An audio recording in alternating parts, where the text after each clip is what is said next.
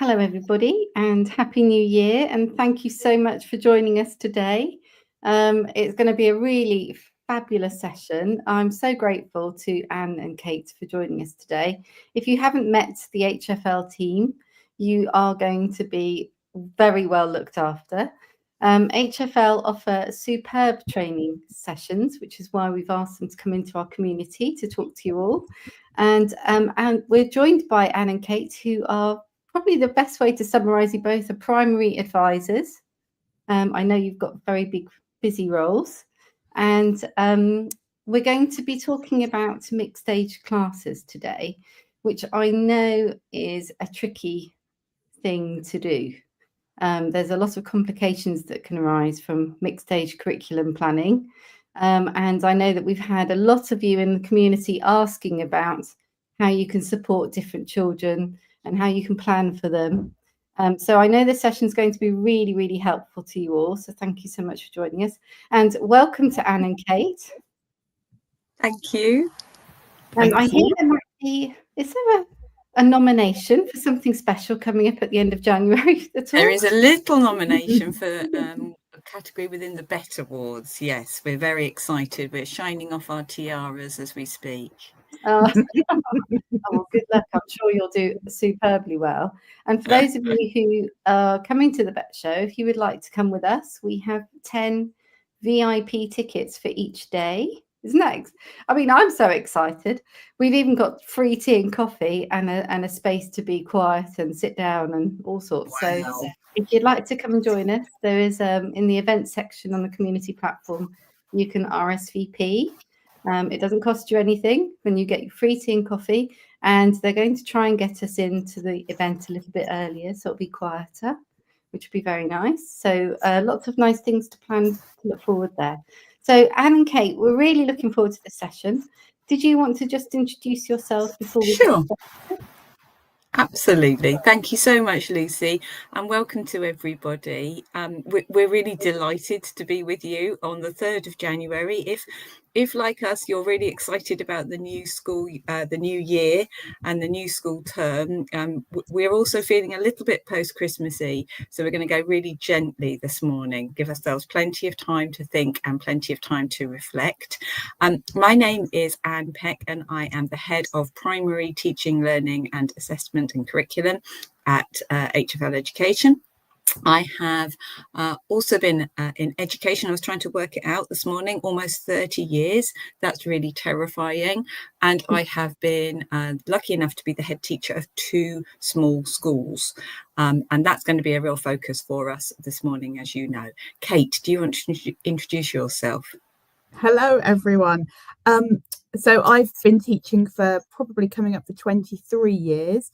I've taught in 4 schools across London and Hertfordshire, and I work within Anne's team at HFL as one of the lead primary teaching and learning advisors. And through our work on small schools together, I think we've really found something special that's very much needed, I think.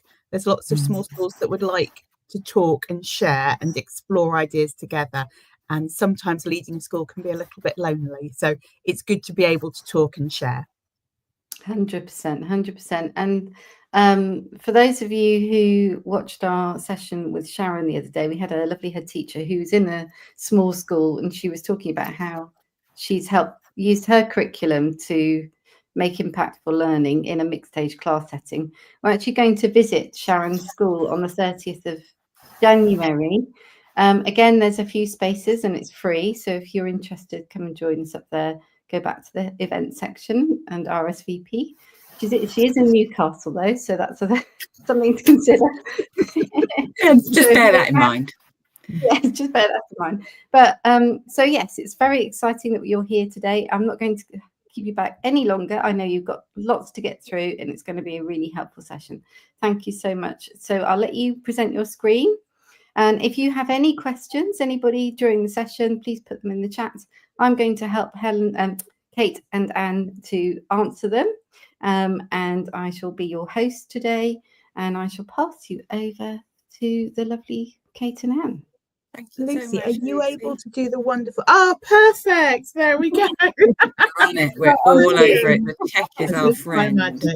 And hello to all the lovely messages in the chat bar. It makes us know that we're talking to real people out there at the moment. Yeah, as well as makes it the different. recording will be available on the platform afterwards. But hello to everyone listening. Thank you. Yes, so we're going to talk this morning about leading and delivering the curriculum in a small school, and thinking particularly about pedagogy when teaching mixed age classes. And we're really aware, and it's great to hear that I think it's Helen in the chat has already said that she is the head of a small school. A small school, as you're probably really well aware, is a school that is has less than 150 pupils on roll, and that's the DFE definition. But we're also aware that we might well have some colleagues on the chat or listening to the recording afterwards who perhaps are dealing with a school that isn't small but is becoming smaller. So we know that we've got lots of schools with falling rolls because of the birth rate dropping in the local community. And what that means is that we've got lots of schools that are needing to put year groups together and create different curriculum construction. So although we're going to talk predominantly about small schools this morning, I'm really aware that we're also thinking about schools that have mixed ages and lots of different contexts. So we're going to divide this morning into 3 parts. The first part is going to look and think about curriculum construction and design in any school. And on our small schools programme that we run here at HFL, we often talk about those principles as being the principles that underpin anything in any setting. So it's likely that these principles that we're going to talk about that, as I say, underpin effective curriculum construction and design, those are the principles that would be good in the biggest school in Birmingham and indeed the smallest school in the middle of Cornwall. Then we're going to turn a searchlight on the second part of the session on what that might look like in a small or smaller school. And we're going to think about what some of the challenges might be of constructing your curriculum and implementing your curriculum, but also what some of the opportunities might be.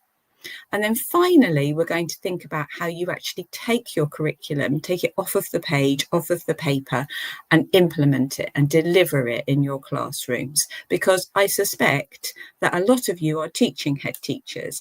And I certainly was as a head. I was lucky enough to teach at the same time. So you are highly likely to be wearing lots and lots of different hats.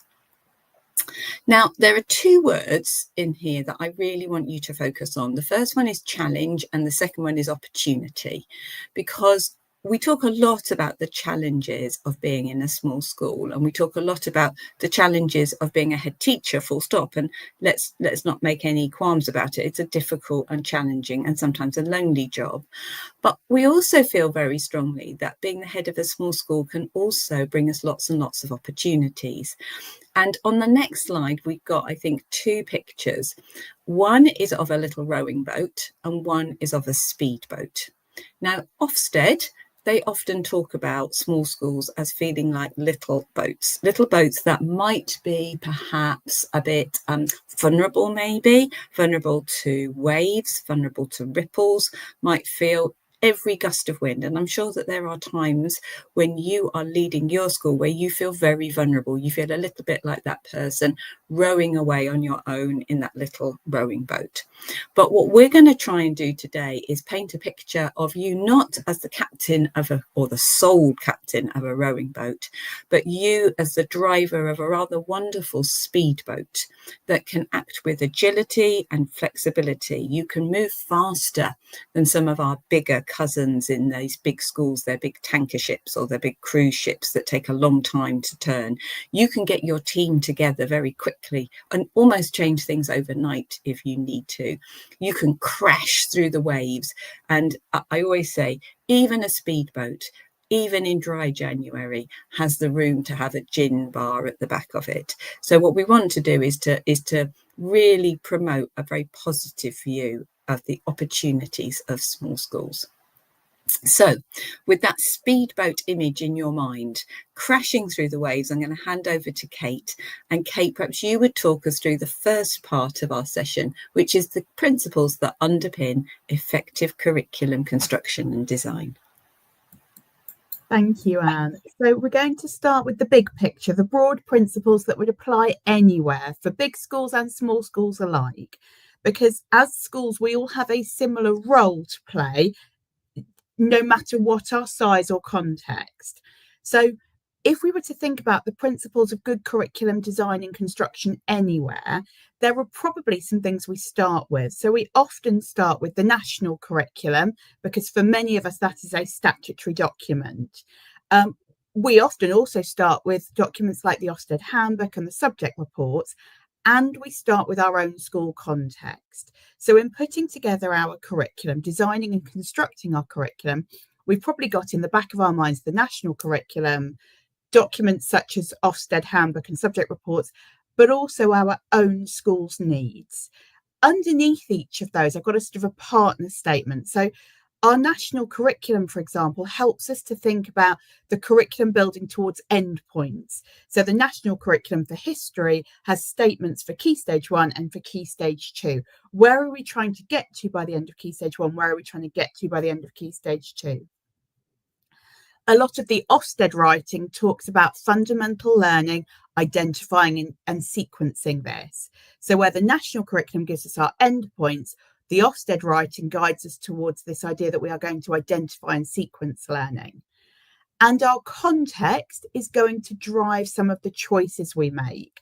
So where the national curriculum, let's go back to history, talks about significant people, our context might help us choose which significant people, who in our local community and who in our context should we be holding up as significant, and why have we chosen them? Because it might be a different choice to the school down the road.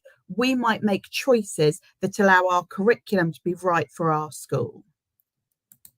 So if we take this idea of national curriculum and we take it one step further, the national curriculum is one of our drivers. And again, this is true of all schools.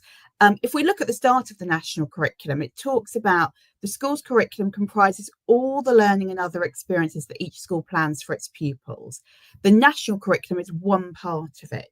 So even in the national curriculum, they state right up front, the national curriculum is one part of our curriculum. There is almost like a fried egg where you've got the middle of the fried egg, the yolk being the national curriculum, but you've got the egg white sitting around the outside, which is everything else you wrap around your national curriculum to make it right for your school and your context. If we look at what Ofsted write about the curriculum, I've got 2 paragraph references here from the Ofsted Handbook. One talks about the school's curriculum setting out the aims of your programme of education. What is it we are aiming to do? But going further than the aims and saying, and this is the structure by which we're going to get there. So I might say that in my curriculum, let's come back to history, I want my curriculum to allow the children to understand the world and how we've reached the position we're in. So looking at history allows us to understand the path to where we are now. We look back in history and we say, oh, this happened. Oh, that's influenced us, or that was significant because. But that aim needs to be underpinned by a structure. So our planning and sequencing allows us to get there. And that means we have to identify knowledge and skills that we want children to gain along the way. What they also say in paragraph 241 is they use this lovely phrase, which could easily be missed, where they say inspectors will consider how the curriculum developed or adopted. So they're not worried about whether we've begun with a scheme or whether we've begun with our own blank page. They don't mind whether we have drawn from published materials or started from scratch ourselves. What they look for is how it is taught and assessed. So how is it right for our setting? And in any school, but particularly in a small school, there are possibly fewer people to take on the role of writing an entire curriculum. So it is absolutely fine to draw on the right published materials out there, but then to adopt them and adapt them for our setting. So it may well be that you have chosen to take curriculum from particular published resources, and then with that published resource you have then made tweaks and changes to make it right for you. We can't be subject knowledge experts in all the subjects. We have to make choices in where we're going to put our time and effort. And so in my mind, published resources can give us some of that subject knowledge, And what we are then doing is adapting that to our setting to make sure that we've picked out the bits that we know are key for our journey of learning. Taking those two ideas, we're going to just set out the curriculum as like a string of beads, or we've sometimes referred to this as the peas and beans. Within each year group, you can see those little peas that are representing key fundamental knowledge. So in any subject, what is the fundamental, the key learning of that subject in that year group? What is it I would like children to know and understand and remember in science in year 2 or in art in year 4? So our curriculum, when we go back to the word structure, our curriculum builds progressively. Now, this is true of any school, but what we're going to talk about later is how in a small school, you may have year 3 and year 4 in the same classroom. So we're still going to want to know how the learning builds, how the fundamental knowledge is collected over time and used and built towards further outcomes. But what we might be thinking about in our mixed age classrooms is, I've got some fundamental learning that usually happens around year 3 and some fundamental learning that usually happens around year 4. How am I going to manage that if I've got year 3 and year 4 in the same room? But we are always in any school going to have identified our structure of how learning builds and progresses. Now, within the learning that builds and progresses, we're very good at putting together our content, the things we want children to know and remember.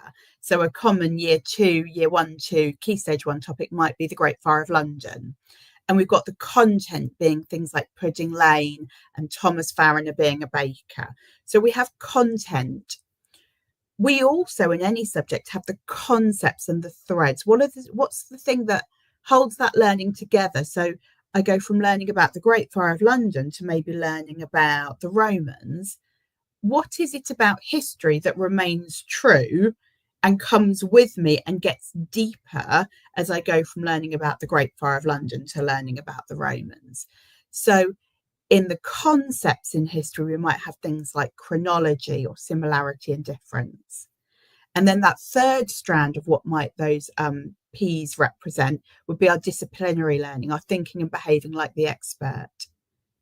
So what we're saying here is we identify the key fundamental knowledge in each year group, in each subject. And that key fundamental knowledge will sometimes be content, will sometimes be concepts, and will sometimes be disciplinary focused. Let me give you a very quick example. So I said in history, you might have a layer that is your similarity and difference, your cause and consequence. That's one layer of learning that goes through history and sits underneath our topics. You might have a layer around empire, trade, invasion, and you might have that layer of disciplinary learning. So what would that mean for a history topic? So let's suggest that we are learning in Key Stage 1 about the Great Fire of London. Our content might include our 1666, Pudding Lane, Thomas Farrier being a baker, and that his bread going to King Charles II. And that was one of the things that makes the story memorable for the children. So we might talk about the narrative and the sequencing of that narrative. So within our concepts, we've got significance, cause and consequence. We have also got sequencing and we've got chronology. And our disciplinary is where we're thinking about using evidence, maybe using the diary extracts from Samuel Pepys or using a painting that's painted around the time of the Great Fire of London to answer questions like, what was it like and how do we know? So in any curriculum, in any school of any size, we're going to be thinking about what is that fundamental learning and how does it build? What is it we want children to know and remember? And how are we going to construct our curriculum to get to those endpoints? If we take art, we're probably going to want to think about how learning builds in drawing, for example. The national curriculum just says become proficient in drawing, painting and sculpture. It is up to us how a child becomes proficient in drawing, for example. So let me show you an example. And again, as Anne picked up in the chat, we absolutely could extrapolate this to nursery as well. both the peas and beans diagram and any progression that we're building. So it might be brilliant. It might be that in reception, in art, in drawing, we're focusing on a variety of graphic drawing tools, chalk, pens, pencils, whatever we think is appropriate for our setting. And we might be looking at how the children hold their drawing tools to make those controlled, refined marks. So by reception, we're thinking about controlling our mark making. And then in year one, it builds and it says control the types of marks we make with a range of media, and that will follow through into their handwriting. So that art and handwriting sitting alongside each other, where we're thinking, are children developing that control? Because in year two, we want to look at lightness and darkness. We want to look at lightness and darkness of lines. We want to look at lightness and darkness within shape. And in year three, we're going to introduce our shading techniques, our hatching, stippling, scribbling and blending. You can see this drawing progression build.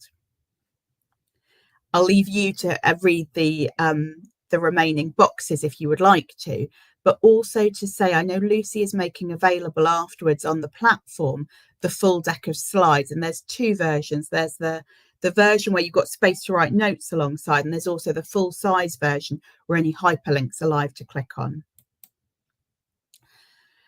So thinking about what we've done in this last 10 minutes or so, we've thought about that there are some broad principles within any curriculum that we want to build towards endpoints, that we want to have a structure that allows learning to build, that we need to have identified our key core knowledge, our fundamental learning.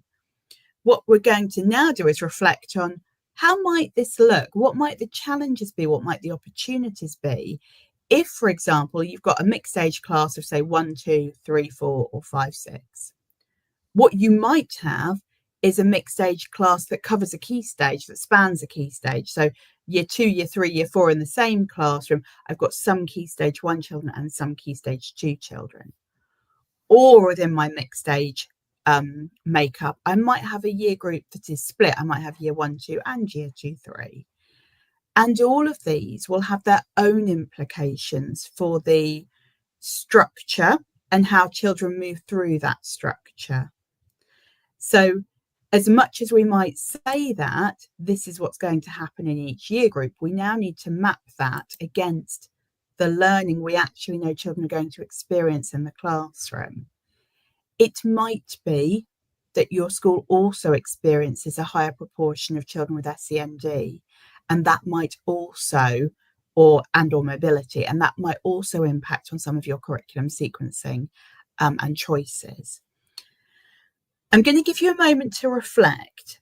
Of the broad principles of curriculum, which ones are you feeling, yeah, I've got this sorted, I've thought about how learning builds, and which ones are you finding you're thinking more about in terms of, I need to make sure that there is still progression within, for example, art in a mixed age classroom where I've got children studying the same topic, but I've got children of 2 or 3 different age groups within that learning. I'm going to hand over to Anne at this point, who is going to do that, turning the spotlight on this, searchlight on this a little more as you're reflecting. Anne, shall I hand to you at this point? Thank you. Yes, so if you wanted to make your reflections to yourself, then that's really fine. If you would like to add something into the chat, we would really like to hear what your thinking is at the moment, but we understand that you may just want to sit and just have a little reflect for yourselves. So whilst you're doing that, Kate, if I could ask you just to bring up the next slide, that would be really great. Thank you. So what Kate has done is to talk us through, as we say, the basic principles that underpin any good curriculum, any effective curriculum construction and design. And I'm going to introduce a number of analogies to you this morning as we turn the searchlight onto how that might look in a small school with mixed age classes. And you'll notice that we really like an analogy here at HFL, and Kate and I have adopted and created some of our own as well. So the first analogy that I'm going to use is one that's probably really familiar to you. It's one that certainly came to my attention through the work of Almond in 2020. And it's this concept of your curriculum as being better as Game of Thrones and less Simpsons. So let's just sort of make sure we're all really comfortable with that, because it's going to be something I'm going to come back to as I talk about the next steps. So when we think about Game of Thrones is, for those of you who've watched it, is a show that's incredibly complicated, and you need to have watched every single episode in the right order in order to access all the nuances of the plot, because it is so complicated. Whereas The Simpsons, and you may well have caught one or two of these over the Christmas period, is quite a different experience. So it really probably doesn't matter what order you watch The Simpsons in. You'll probably see a little bit of a difference in the colouring on the cartoons of the earlier versions, but essentially Maggie always remains a baby. Bart is always mischievous and troublesome, and Homer's always an idiot. So it doesn't matter what order you see that in, that is what will happen. And the premise here is that we want our curriculum to be much more Game of Thrones, where it does matter which order you watch or listen to or learn things in, than The Simpsons. But the reality is that in a small school or in a smaller school, where you've got children learning the curriculum on a cycle, and you may well have cycle A and cycle B, you may well have cycle A, B, C, you may even have A, B, C, D, E, F, you may even have a much longer cycle than that. You may even have cycles that are different. So a 2-year rolling cycle for some year groups, a 3 for others, a 2 for others. You're going to have all different sorts of things. But what you can guarantee is it is impossible to guarantee that children will necessarily get that content in the order that you might perhaps desire. So how do you explain that? How do you talk that through? How do you square that with anyone coming into your school, perhaps a governor, a new parent, an inspector? I'm going to suggest another analogy that moves us away from Game of Thrones. And again, I've adopted this one. It comes from 2 wonderful people, Amy Tinkler and Jacqueline Bone. And I first read about this in 2023 on a paper that they published on the Chartered College website. They come from the Village Federation in Derbyshire, and they talk about their small school curriculum as being a cinematic universe. So those of you who are familiar with Marvel, you might well know a little bit about the cinematic universe. I'm much more of a Cornetto trilogy sort of a girl. So if you like the Simon Pegg, sort of Shaun of the Dead, Hot Fuzz type films, this might float your boat a bit more. So there is, in those examples, I suspect, a desired order. So there's a best order in which you might watch those particular films. So it's a bit like in history, isn't it, where it's desirable to learn, I suspect, about different times in history in chronological order. But it is not impossible to learn about them and to watch the films in the Marvel universe, or indeed in the Cornetto trilogy. It is not impossible to watch those in a different order. They stand alone as their own piece of content, as their own neat package of information. What's crucial, though, is that you need somebody there with you who can help you to make sense of things. So I would draw that analogy of being that sort of rather irritating friend or partner who is sitting next to you on the sofa as you're watching those films and is constantly pointing things out to you. They might say, oh, do you remember that person there? They were in that other film. Or do you remember him? Do you remember her? Did you see what they did before? That's going to come again. Keep an eye on that, because that's going to be important next time. And that sort of role of that aficionado, that rather irritating friend, if you like, that's the role that your teachers are likely to play and your leaders are likely to play in your small school curriculum. They're going to be that, not irritating, I am sure, but kind, directed, supportive aficionado who's going to be supporting your children to make connections across the curriculum, regardless of whether they're watching the film in a particular order or an alternative cycle. Okay, so let that analogy sit for a second, and let me give you one last analogy.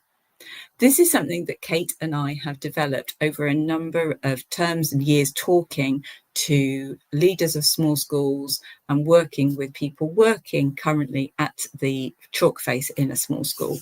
And it's the analogy of our curriculum as being either a staircase or moving on a continuum towards an escalator. And I would urge you not to think of these two things as polar opposites. Life is rarely binary. We're not at one end or another.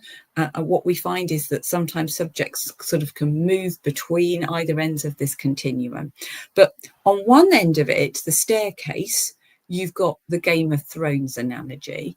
And then on the other end, at the escalator, you've got much more of that cinematic universe. So let's sort of think about let's think about a subject that might sit particularly at the Game of Thrones staircase end. And that's likely to be a subject that's very, very hierarchical.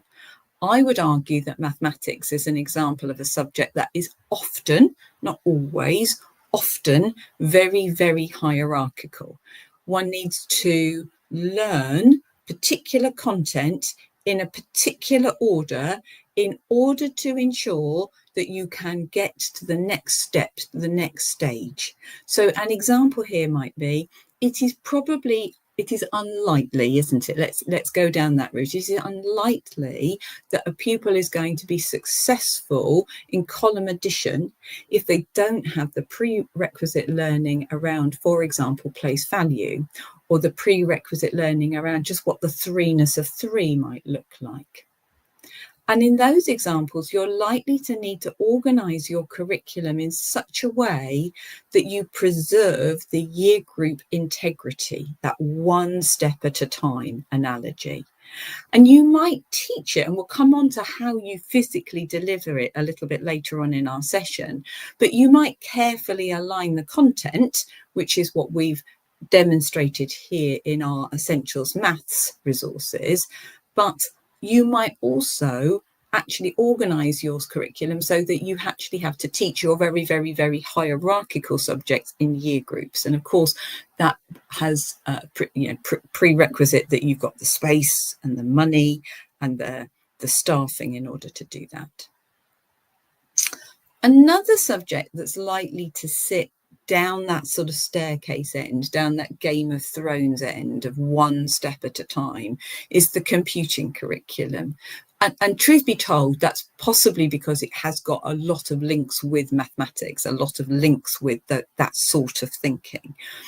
And what we're sort of suggesting in this construction of the curriculum is that you preserve the sequencing element of content, be it disciplinary or substantive content, through organising your curriculum in such a way that children come across the curriculum content in the right order, regardless of what year group they're in. So if you take this planning and imagine that the first 3, or certainly the second to the fourth rows are cycle A, and then the bottom 3 rows are cycle B, then children will learn about programming, but they will learn about programming only in cycle A. And what that means is that they can learn about programming in the right order, but they may not be in the right, in inverted commas, year group when they learn that content. So our year 3s in this situation will learn about programming for year 4 and year 3 in their year 3 time, whereas their year 4s, the year 4 children, will learn about programming from a year 3 point of view and a year 4 point of view in year 4, but they will still learn about it in the right order. Now this isn't without its troubles, it's not without its challenges. There, you would need to reassure yourself as a leader that the children were at the right age and stage to have that content, to accept that content, to acquire it. You would need to reassure yourself that your children's curriculum more broadly supported that, so that there were concepts that perhaps were being delivered in mathematics that were appropriately sequenced to support that. And of course, as I say, there's lots of considerations around age and stage, but it is one way of sequencing your curriculum and supporting the sequencing of a very hierarchical curriculum that almost takes 2 steps at a time. I think it would also be fair to say that it's important that you would think about, and Kate will talk a little bit about this later, how you support children to know more and remember more if actually they have to go 2 years before they do programming again. So what would you do in your Cycle B year that would just allow you to support your children to reactivate that learning about programming? Now, the last part of the analogy looks at the escalator. So this is the subjects that might sit much more down the escalator cinematic universe side of things. And I'm taking here the example of art and design, but actually there's elements of history and geography and DT and music, all of which that could sit down this end of the continuum at different points. So again, you've got that peas and beans model that Kate's already introduced us to. So let's think about the cycle at the top. So let's imagine we're in year 1, 2. So some of our children will learn about observing animals and insects before they learn about sunflowers and still life. And some of our children, the opposite will be true. And it'll depend on which cycle you're in and which year group you're in. And very much like a cinematic universe, as long as your teacher is there as your aficionado, as your narrator, as your slightly annoying friend, helping them to draw those key substantive threads, then actually that's fine. That's okay. There might well be a desirable order in which to learn about things, but unfortunately, we can't have that. But we can have that annoying narrator, that aficionado helping us to make the links. And in my analogy, in our analogy, we think about that as being the belt that's running underneath the escalator, that cycle that's keeping going round and round and round and round, with children getting to different parts of the cycle at different points. The bit that remains that very sort of stepped hierarchical approach that's different, if you like, we imagine a question from an external visitor where they might say to us, well, what's different? What are the year 1s doing that's different to the year 2s? What's different is that the year 1 skills, the disciplinary knowledge, will be different to what the year 2 skills, disciplinary knowledge might look like. And so again, teachers are supporting their children to make different to progress through the curriculum depending on which year group they're in. Now, just before I hand back to Kate, I'm just going to flag up the fact that we have included reception on this. And as I've noted in the chat, and we've noted and Kate's noted, that actually we could be including nursery as well. And in whatever we do, these sequences, this cumulative sequencing of learning, coherent planning, all of that needs to include early years as well, and ensuring that children have the really solid foundational learning and foundational knowledge on which they can base anything that they're going to learn across Key Stage 1, Key Stage 2 and beyond. So let's just pause for a second and just have a think. To what extent, I wonder, do you agree with our staircase escalator analogy? Does that ring some bells for you? To what extent does that look like that in your school? Have you adopted that view of things in your school? Do you have some subjects that you plan in some ways and some subjects that you plan in other ways, and therefore deliver in some ways and other ways? To what extent might you be able to reflect that to a visitor? To what extent might your leaders be able to reflect that, your individual subject leaders, even if you don't have a fulsome amount of them? And to what extent could your teachers explain that approach? And of course, all of that is hooked in with then how that jumps off of the page and actually gets taught, gets delivered in the classroom. And I'm going to hand back to Kate for the next bit. Thank you, Anne. I'm going to take us in now to the teaching, but we're going to go back in and take the broad, bigger picture again. Excuse me. We're going to think about teaching in the broadest sense anywhere, any size of school, anywhere in the country. And if you were to look up to teach in the Oxford English Dictionary, it comes up with to communicate knowledge, to give instruction, which is a lovely simplistic definition. I'm not sure I would always call teaching as giving instruction. That is probably for me, one part of teaching, and probably more applicable to some subjects than others. So, for example, in maths, I might very much give instruction when I am teaching long division for the first time. I am absolutely instructing. Or if we are all playing the recorder, I might very much instruct children how to place their fingers and how to fully cover the holes as they blow their notes so that they don't get the lovely squeaking sound. So some subjects do have real clear instruction to them. Other subjects or other ways of teaching might be more exploratory. But what we are picking out here is that the teacher's role here is the communication and what is the identified knowledge that we are communicating. So if we go on a step from this, if you were to take out some of the paragraphs from Ofsted that talk about the delivery of our curriculum, the implementation, one of the bullet points talks about present information clearly, promote appropriate discussion, adapt teaching as necessary. Another bullet point talks about delivering the subject curriculum in a way that allows children to transfer key learning to long-term memory. So we need to have in our minds how we are presenting the information and how we are enabling children to retain that information. And assessment is one of our key vehicles to do this. We should know whether the children are remembering and retaining the key information. These all come from the bullet points within paragraph 243 of the current handbook.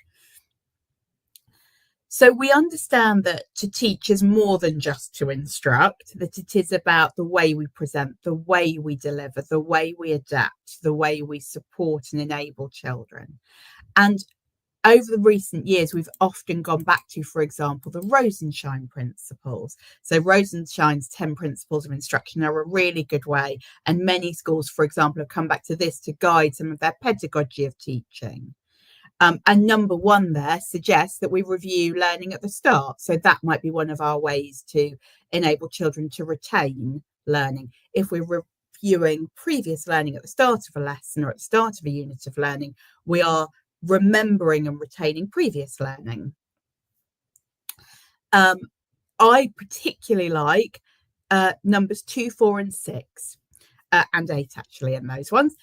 Present new material in small steps. We're always going to be thinking about what's the manageable amount of learning.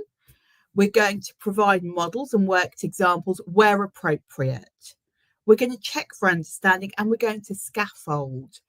And all of these in any classroom up and down the country, any size of school, all of these are a big part of how we teach so that children learn and so that children learn, transfer to long-term memory and retain. Another way of looking at the same idea of teaching would be to take the EEF Education Endowment Fund 5 a day principle. Now, this was originally written to benefit children with SEND, but actually what's good for children with disadvantage, children with SEND is good for all children. And they talk about 5 parts being the explicit instruction, cognitive and metacognitive, scaffolding, flexible groupings, and the use of technology. And I'd particularly home in there on 1 and 3, the explicit instruction, the modelling and how we share that learning, and the scaffolding and how we enable children to reach the learning. So these are the broad principles of teaching, no matter where you are. And there's more than one model. You might be looking at Rosenshine, you might be looking at the EEF 5 a day. But the idea here is that there are some broad principles that we all agree on when we think about what good teaching looks like, what effective teaching looks like. I'm going to nod here to this idea of know more and remember more. When we think about this idea that we want children to know more and remember more, we're thinking here about building schema and supporting memory. I'm saying building schema because when we think about how learning is best retained when it links to other learning. We've already talked about linking learning. We've talked about the teacher as the narrator. We've talked about the teacher saying, oh, we've done this before. You've come across this before. So when we come to talk about the Romans, we're saying, today, when we're talking about the Romans and how do we know, we're going to talk about archaeologists and what archaeologists have found. When we were looking at the Great Fire of London, we used Samuel Pepys's diary. We don't have many diaries from Roman times. We have other evidence. We have archaeological finds. So we are narrating the link of how we know in history, the use of evidence in history. So when we're thinking about knowing more and remembering more, one way we can really support that to happen is by narrating links, by identifying the most important fundamental learning and practicing that, developing fluency with it, and the repeated encounters, knowing what comes up more often. I'm going to refer back here to particularly the concepts and threads bit of what we identify. The content often only comes up once, particularly in a subject like history. We've done the Great Fire of London. We're not necessarily going to study the Great Fire of London again. But the concepts and threads, the sequencing, the similarity and difference, the using evidence, that's what's going to keep coming back to us as our repeated threads through our learning. So we need to be clear about what we want children to know more and remember more about. And then we need to allow that to happen through our narrated links, through our repeated encounters, through our developing and practicing. And I'm now also just going to pick up something that Anne put in the chat bar earlier. She put in less is more. We can't know more and remember more of everything we are ever taught. We won't. So we need to know more and remember more of the fundamental things, the most important learning, which means we need to have identified that. So less is more. What's the key thing we need children to know and remember? And let's focus on that. At this point, I think I'm handing back to you again, Anne.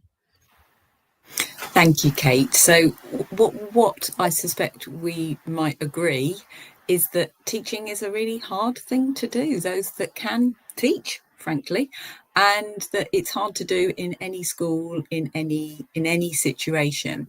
But I think it's fair to say that teaching a mixed age class is a particularly skilled thing to do.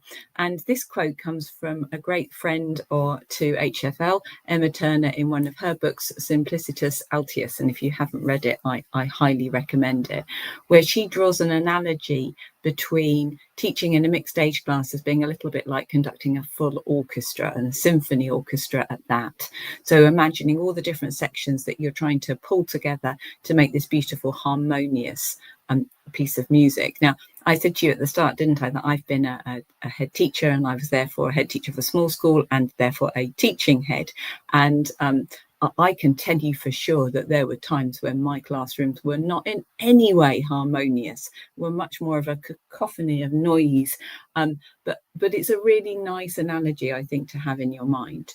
So we're going to just unpick 3 different ways in which you might implement your curriculum in a mixed age class. And we're choosing 3 not because there are only 3, there are probably 103, 1003, but just because we haven't got time to do many more, and it's a good place, a good structure to hang things on. So the first way that you might start and think about delivering your curriculum in a small school with a mixed age classroom is you might start by thinking about how you would have just one particular musical element of your orchestra playing together. And Kate, I wonder if you could just move the slides on for me, please. Perfect. We can go to the next one. Thank you. So this is going to be in a subject where it really sort of suits the staircase Game of Thrones type end of your continuum in your curriculum. It's likely to be where you have got the whole class learning something completely new. So that might be everybody learning the start of a new language, or everybody learning the start of a new musical instrument when we all learn about how to play the ukulele, for example. So you're going to need all the skills that Kate's already talked about, all the things that anyone would use in any classroom.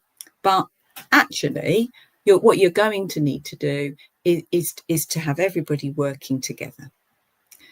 The second option is a slightly different option, and that might look like you having small groups.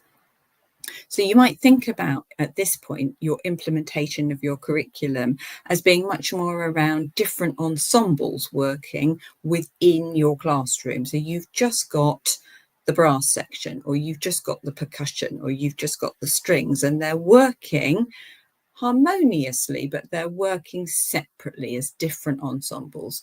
And this comes down, of course, to the space that you have in your school. And on our Small Schools programme, we talk a lot about how you can make space in your school for that, and whether you've actually physically got the adults to help and support that model of teaching.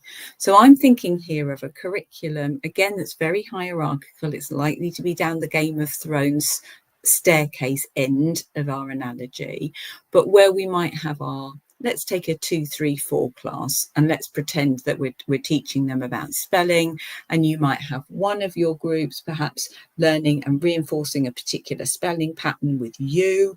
You might have another group, maybe your year 3s, they might be reinforcing some prefix or some suffix work, and that might be being done independently. And then you might be lucky enough to have a teaching assistant, a support member of staff in your classroom, and maybe they're working with your year 4s on a completely new spelling pattern. And again, you've got 3 groups working quite sort of harmoniously, but separately. The third option is typically the one that I think is the most exhausting, because you do end up, if you're not careful, feeling like you're playing every position on the pitch. This is the full conducting role. So the third option is likely to suit a curriculum area with content that's sitting much more down the cinematic universe, the escalator end of the continuum. And that third option is likely to be where we might have children learning the same content, but in a blended way. So let's imagine that in this blended approach, we're teaching art and design. And let's imagine that we're teaching art and design using that curriculum that Kate shared with us earlier in our session. And on the slide, you'll be able to see where we've got the year 1, 2s and the cycle A and the cycle B. So let's imagine we're teaching our year 1, 2 class and we're in cycle A. And let's imagine that actually we're going to start at the start of our new topic, observing animals and insects. So to our year 1s and our year 2s, that unit is completely new content. Substantive content is new. But our year 2s looked at sunflowers and still life when they were year 1s. And because your teacher is the aficionado, the narrator, your teacher knows the concepts, the key things that need to be drawn, and can help the children in both year 1 and 2 to understand the connections between the 2 pieces of learning, the 2 units, and can help the year 2s to make those connections, and can help the year 1s to start to build the schema. And then crucially, at the same time, the teacher is also then using that wonderful blended approach to help her year 1s or his year 1s to develop skills that are appropriate to them. So to begin to control the types of marks made with the range of media. And they might do that by a simple activity like taking their pencil or their pen for a walk at the start of a sort of an art lesson, a way of just sort of making your pen make different marks on the page. But your year 2s, they've already had a year of doing that. They've already experienced that as disciplinary knowledge. So your year 2s might continue to investigate the tone by looking at different sorts of ways of warming up, different sorts of ways of developing light and dark with their pencil or their pen. And of course, that's also ensuring that the children who have come into you have the foundational knowledge from reception and nursery, which is likely to be about whether they can actually physically hold a pen or a pencil in their hand, whether they're using that correct grip. Let's just really briefly think about a historical example for that as well. So it might be that in year 4, 5 and 6, you are delivering some content to children that is about, let's say, for example, the Romans. And it might be that some of the children have already learned about Anglo-Saxons, some of the children have already learned about Vikings, some of the children have already learned about Stone Age, but some of the children haven't. So again, your teacher needs to make the connections to understand the key concepts to draw across the curriculum for each of those areas so that the right schema can be built. But when the children perhaps move to an activity, that's when your teacher is going to use their skill to develop the right disciplinary knowledge at the right time for each of those children, depending on which year group they're in. So if we're looking at source material, your teacher might use questions to support perhaps children in year 4 to think about the bias that might be within the sources being used. But equally as well, your teacher might have given your year 6 pupils some slightly different source material that will take on their thinking perhaps around prejudice and perhaps around propaganda a little bit further. The question that we often find we're asked, and teachers are asked and leaders are asked in small schools are, what is different? What are the year 1s doing that's different to the year 2s? What are the year 4s doing that are different to the year 6? And using that analogy and really focusing in on the disciplinary differences and making those connections, that can be a really good structure to answer that question. Kate, I'm just going to hand back to you to finish. Thank you, Anne. I suspect that one of the thoughts going through your mind right now is, my goodness, there's a lot of plate spinning, and there is. We appreciate that. As much as we have tried to absolutely clarify the message that we need to know how the learning is building, and we need to think about how we are enabling children to make progress, that there will be an element of plate spinning going on. But we also want to reassure you, we're not trying, and you're not trying, to replicate a single age class experience in a mixed age classroom. You can't make it so that the year 3s and the year 4s feel like they are being taught as year 3s and year 4s separately. It's not possible, and it wouldn't be good for our well-being to try. What we do need to do is appreciate in any teaching role there is plate spinning, but that there are opportunities within a mixed age classroom, as well as some of the challenges we may have explored this morning. So yes, we're thinking that there will be a number of factors to think about, but one of the things that's going to be most useful to us is how we've outlined our progression and thinking about how learning does progress, and then to think about what the opportunities are. So I just wanted to remind us of some of the opportunities within a mixed age classroom as we draw this together. We're beginning to wrap this up now. So when you have a mixed age class of children, there is an opportunity to think, well, I have children who are technically year 2 in my year 1-2 class, but actually this is an amazing opportunity for them to still experience some of the year 1 curriculum that they haven't fully secured. And this is going to better enable them later if I fill some of these gaps by enabling them to access the curriculum they need. So we can teach age rather than stage sometimes. We also have the opportunity to be that narrator, to be the person that revisits and reminds and builds a genuinely spiral curriculum. So yes, I know we've done this before. I'm reminding you now of how we've looked at this before. How does this look when we do it in this way?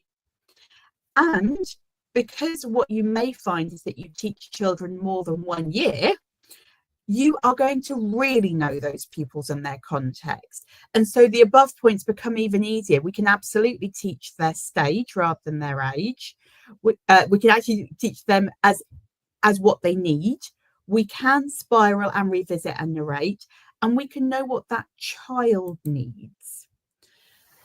So with those opportunities in mind, I also want to just draw your attention to, so Anne and I are genuinely delighted to keep in touch with anyone that would like to. So if anything we've said today has been helpful, but requires a little further conversation, you have our contact details. We mentioned earlier on, actually, that on the platform, there will be a set of the large slides with all the hyperlinks and a set of notes slides if you like to keep notes while you're listening. But we also wanted to draw your attention to our small schools programme. So at the start, Lucy very kindly mentioned that it is up for an award with Bett, and it's in the category for leadership and management solutions. But actually, it's starting again in 2025. So if you are interested in taking a little look, you'd be very welcome to. Let me give you a flavour of what's coming up. So in this spring and summer term, we've got a session on wellbeing. We've got a session on AI to support workload. How can head teachers and school leaders harness the use of AI to genuinely make your workload slightly more manageable? One example I came across recently was a head that was looking to summarise vocabulary in their curriculum. They'd planned to spend an inset day looking at vocabulary in the curriculum. And my colleague, who is an expert in AI and delivering the session in March, said, "Oh, will you just put your curriculum into this tool and it will come back with a list of your vocabulary?" So, oh my goodness, that is a day's worth of work saved. So all of those sorts of things, we can help you with some of those tips around maybe how AI can support you. There's also something there you can see on resourcing. And also by July, we might be thinking about the coming Ofsted framework.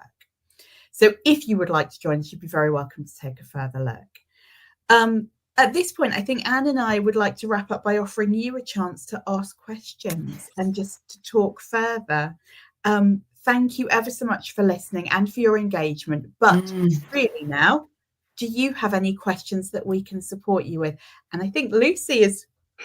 Oh, the hostess with the mostess. There we go, back again. Thank you so much. That was so thought-provoking and helpful and absolutely fantastic. I know our community will be very grateful to you because you've covered so many aspects of mixed age curriculum, and you know, and you've also addressed some reassuring points too. You know, you can't do everything. You know, we are good at plate spinning, but we don't have to spin every plate.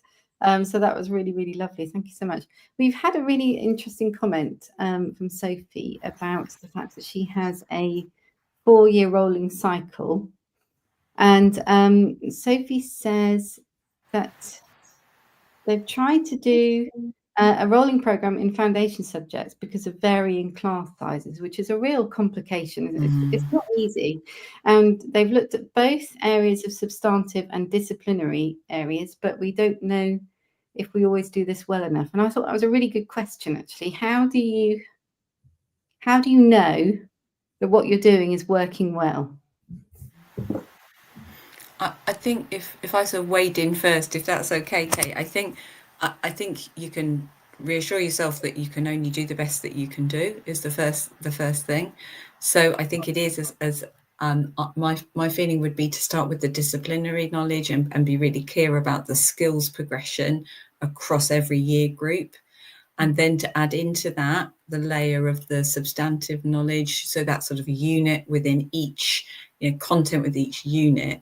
But I think crucially then to get the concepts in place as well that are threading across. So I'm thinking about that graphic that you showed, Kate, that's got that sort of wall, that lovely brick wall that I always think of. I think that's a really good way of sort of layering it up.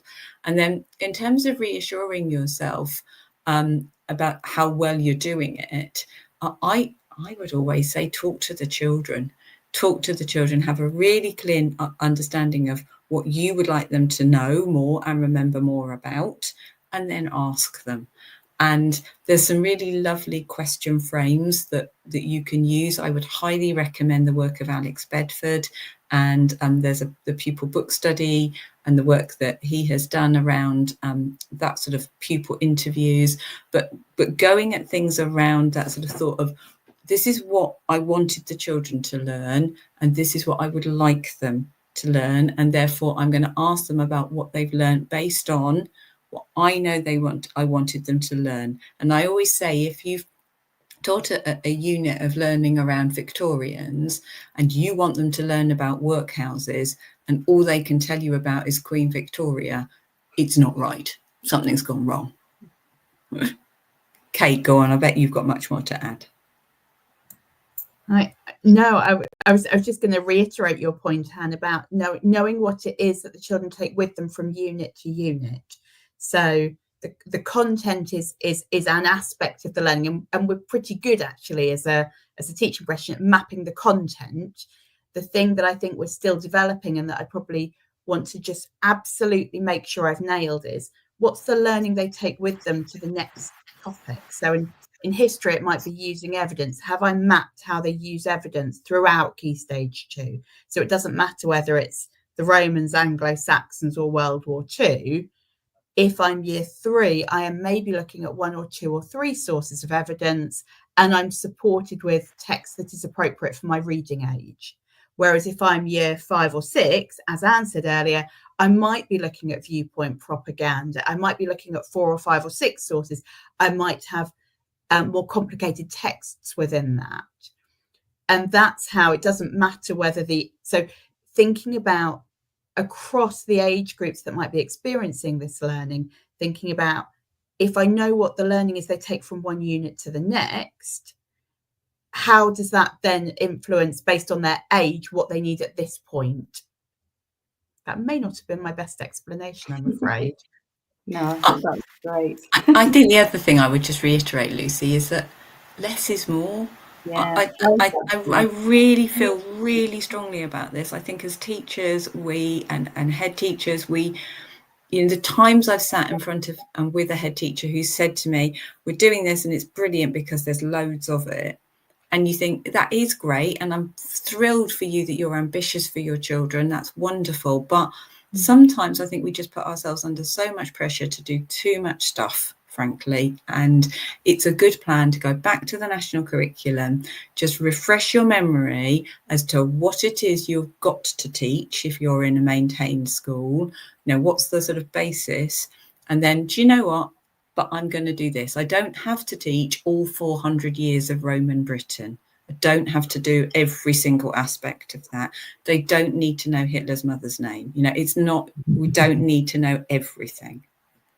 No, you're absolutely right. And I think that's a really important thing to say, actually. Not many people go back to what we've been asked to do. They just add more and more layers on. As time goes on, more layers go on top. And it becomes a very complicated and overwhelming picture within schools. And actually, it's a really powerful thing to go back to the national curriculum, the Ofsted handbook, and say, well, what is it that is actually expected of us?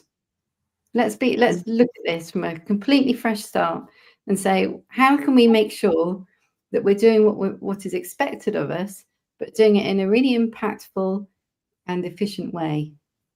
And I think that's a really strong start, I think, to a curriculum is to just do that. And you'll be amazed at how much you can weed out. And you're absolutely right. It can be very overwhelming. But if you just focus on what's important and priorities, then it'll be much easier. Thank you very much for joining us. Thank you for having us. We really enjoyed it. Great start to the new year. Yes, it is a great start to the new year. It's been really, really helpful. Thank you so much to you both for joining us. And if you would like to join us and see a mixed age curriculum in action, come up to Newcastle with us and sit. And we're going to be spending the whole day with Sharon and her team. She's going to show us around the classrooms. We're going to look at all of her curriculum documents. She's recently had Ofsted, so that's that tick done. Yeah, so and she's lovely. She's very, very very sweet, and she's going to show us all, and she's sharing everything with everybody. So if you would like to have a go, come and have a look at it. It's in the events section of our community platform, so RSVP. We'd love to see you there. And good luck at the Bett Awards, you two. Thank you very much. I'm sure you will do very well, and hopefully we'll see you there. Thank you very much indeed. We look forward to seeing you, Lucy, and thank you, everybody. Thanks, everyone. Thanks for joining us, and we hope you have a happy new year. And if you've got any questions, please feel free to get in touch. You can direct message me in the platform, or you can drop me an email to info@headteacherchat.com. And if you've got any questions for Anne and Kate afterwards, you can always drop me a message and I'll pass them on. But super helpful. Thank you very much, you two. Have a lovely day, everybody. Thank you all. Bye-bye.